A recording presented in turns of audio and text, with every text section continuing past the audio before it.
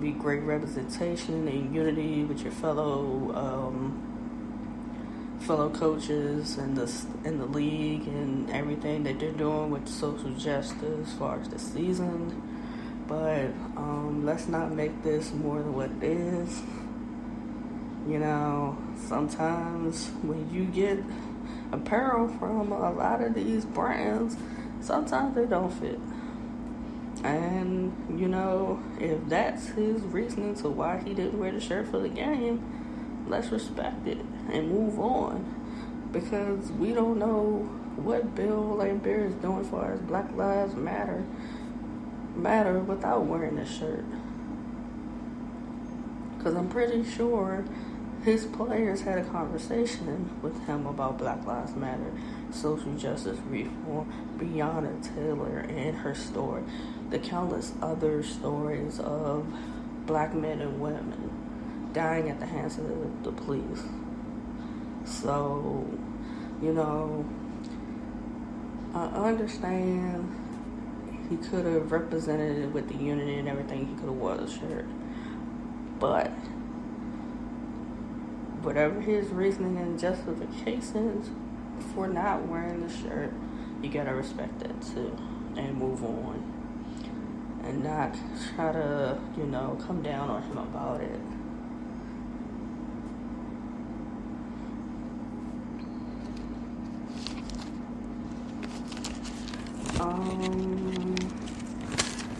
Some other things as far as the WNBA that have been kind of hot topics for the opening few games. Let's get into some of the dynamic duos that you have that are definitely becoming interesting if they weren't already before.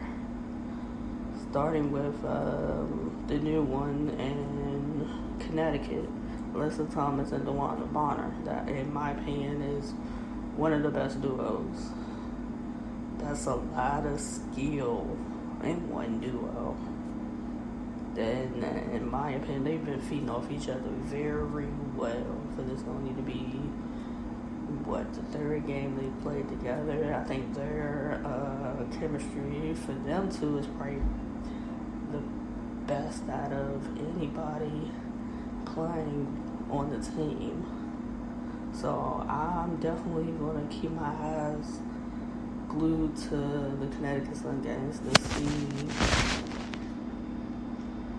how that continues to grow. The Sparks, a dynamic duo of Nneka Bumake and Candace Parker, has been great. They both have different skill sets, but feed off each other very well. So it's always fun to see them. It's been great in the first few games. Nneka Bumake had her, I think, 8 straight buckets without a miss, which was a WNBA record and a win for the Sparks. And it was great. It was great seeing them win and play as a team, and it's very happy. A new dynamic duo that's forming in DC being Aerial Powers and Maisha Hines-Allen. They're an interesting duo because they're young, they're athletic, and get out of the way when they got the ball and they drive it to the bucket with it. It's either going to be L1 play or they land people out. They're like one woman fast breaks. And it's exciting to see. Aerial Powers is a bucket of energy. She's always pumping the crowd up to more, let's go, flexing. And you know, I love to see it. Like, if you don't watch the Memphis Cats for nothing else, watch them for her aerial powers and the energy and everything that she brings to the Mystics. Other things happening in the WNBA wobble.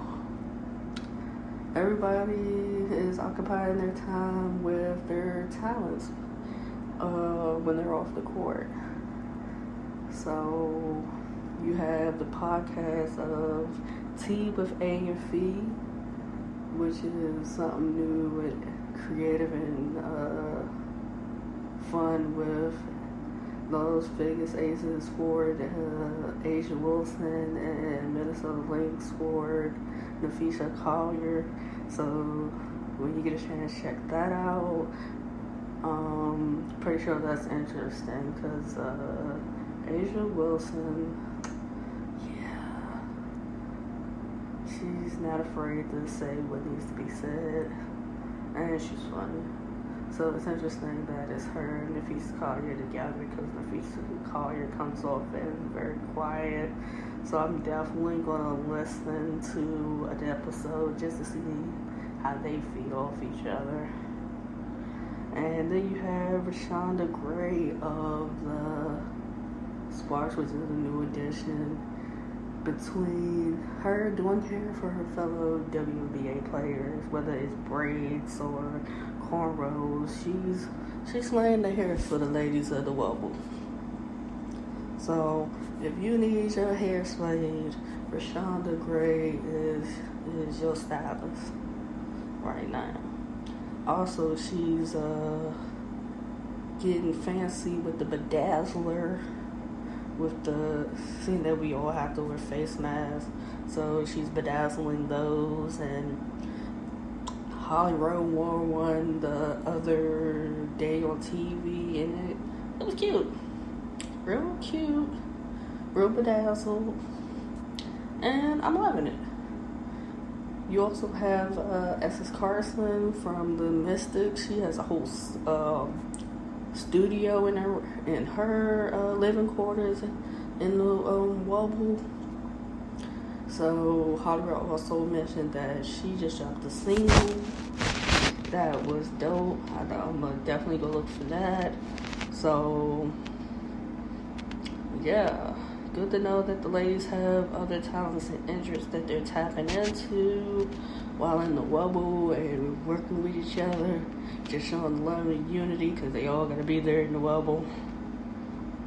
And yeah, just had to point these things out that I've noticed about the WNBA wobble and the different things I'm noticing watching the games and different themes and stuff I'm noticing, you know.